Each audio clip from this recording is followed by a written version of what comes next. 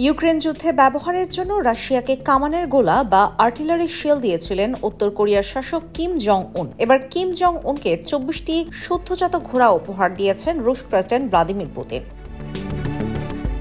বছর দুয়েক আগেও রাশিয়ার কাছ থেকে 30টি ঘোড়া পেয়েছিল পিয়ংইয়ং। এর আগে উত্তর কোরিয়া প্রশাসনের পক্ষ থেকে প্রকাশ করা প্রচারণামূলক এক ভিডিওতে কিম জং উনকে পাহাড়ি এলাকায় তুষারপাতের মধ্যে একটি সাদা রঙের ঘোড়ায় চড়তে দেখা যায়। কিম জং উন ঘোড়া চালাতে পছন্দ করেন। বিভিন্ন সময় পুতিনকেও ঘোড়ায় চড়তে দেখা গেছে। ঘোড়ায় চড়া অবস্থায় পুতিনের একটি আলোচিত আলোকচিত্র আছে।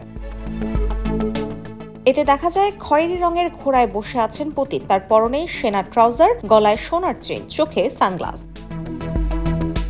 গত জুনে পিয়ংইয়ং সফরে যান পুতিন। তখন কিম জং উনকে রাশিয়ার তৈরি বিলাসবহুল অরাস ব্র্যান্ডের লিমুজিন গাড়ি উপহার দিয়েছিলেন পুতিন। উপহারের তালিকায় আরও ছিল একটি টি-সেট ও অ্যাডমিরাল ড্যাগার।